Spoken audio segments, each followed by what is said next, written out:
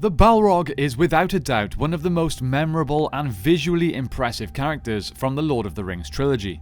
However, the movies do not really give us much information on the Balrogs themselves. For that, we have to delve into the Silmarillion.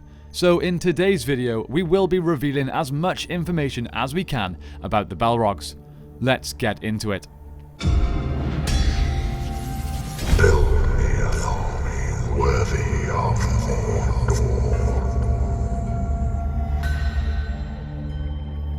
First of all, let's clear up some common misconceptions about Balrogs.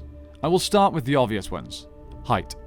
Peter Jackson and team certainly took some liberties when it came to the appearance of the Balrog. In the movie, it is depicted as a massive, fiery monster with horns, wings, and a huge fiery mouth that spits flames. Closer to a dragon in appearance than anything else. However, Tolkien actually described the Balrog as a shadowy figure wreathed in flame and not much taller than a man. Very few other details are really given on the specifics of their appearance. The next biggest debate is over the wings of the fiery demons. Tolkien does use the word wing in his description, but many fans have argued that this term is used metaphorically and not literally. Personally, I always took it literally, but it is something that's best left up to the reader's imagination, in my opinion. Now let's talk briefly about the term Balrog. I can't lie to you guys, I'm far from a language expert, certainly not a Tolkien language expert. In fact, I've always been pretty terrible at languages. But anyway, I had to do some research to discover the direct meaning of the name Balrog. Within the Tolkien verse, Balrog translates to Demon of Might. It comes from the Elvish language Sindarin and is a compound of the words Bal and Raug. Bal means power and Raug means demon. Translated literally, Balrog means power demon or demon of power. So what are Balrogs and where did they come from?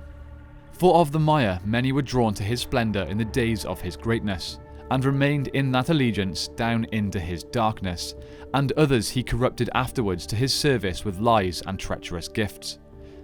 Dreadful among these spirits were the Valeraukar, the scourges of fire that in Middle-earth were called the Balrogs, demons of terror. So this passage from the Silmarillion tells us that the Balrogs were once Maiar. Maiar were spirits that were created to help the Valar with their creation of the world. There were quite a lot of them, including those that would enter the world as the Astari, Carumo, Alorin, Eowendil, Alatar and Palando, who would later become known, of course, as Saruman, Gandalf, Radagast, and the two Blue Wizards. Sauron was, of course, also originally a Maiar. So you may be thinking, why do the wizards and Sauron look so drastically different to what we know as a Balrog? Well, the Maiar are essentially of divine origin, meaning they can likely shapeshift if they so choose. They can wander the world unseen, or shape themselves in any fashion. Given the original nature of these angelic beings was to aid in the shaping of the world, they likely have the power to augment the world around them. They are also practically immortal. Although their physical bodies within the world can be destroyed, they would remain forever in spirit form. So after their corruption by the Dark Lord Melkor, they took the forms of demons with hearts of fire and whips of flame. But in the north Melkor built his strength, and he slept not, but watched and laboured, and the evil things that he had perverted walked abroad, and the dark and slumbering woods were haunted by monsters and shapes of dread. And in Utumno he gathered his demons about him, those spirits who first adhered to him in the days of his splendour, and became most like him in his corruption. Their hearts were of fire, but they were cloaked in darkness, and terror went before them. They had whips of flame. Balrogs they were named in Middle-earth in later days. And in that dark time Melkor bred many other monsters of diverse shapes and kinds that long troubled the world, and his realm spread now ever southward over Middle-earth.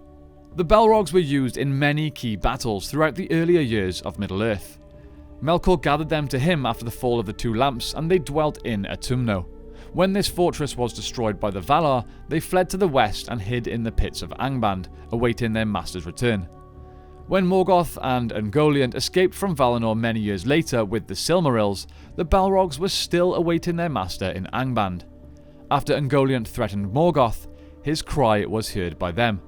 Then the Balrogs left their hiding place and ran to Lamoth like a tempest of fire. With their whips, they destroyed Ungoliant's webs and made her take flight.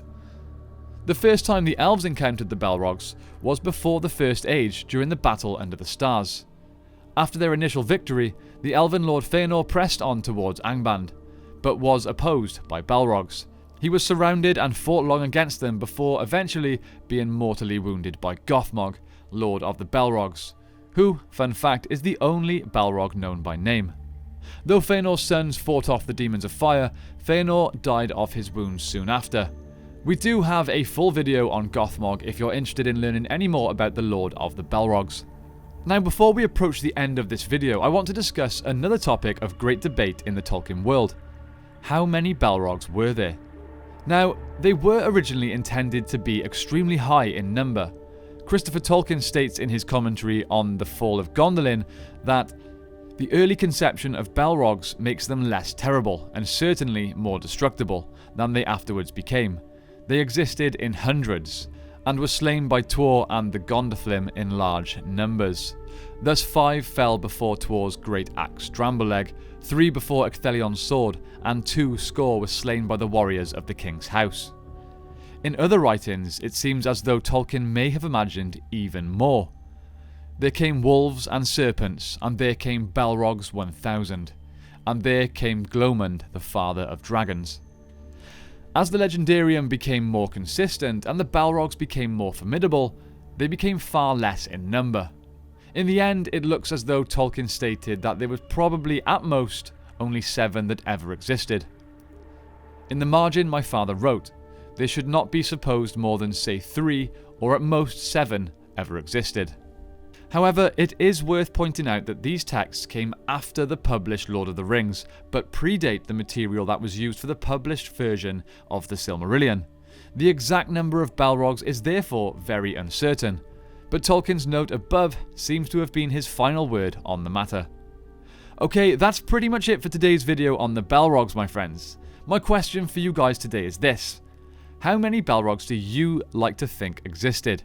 Do you prefer when they were in the hundreds, possibly even thousands? Or does it make more sense to you that there was only ever between 3 and 7?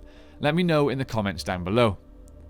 Okay, time has come as always to thank our patrons. A big shout out goes to the members of the 3 highest tiers: Kevin, Abram, Matt, Nashith, Denversteel, Gregory, John and Andrew. We can't thank you all enough for the support towards this channel and our short film.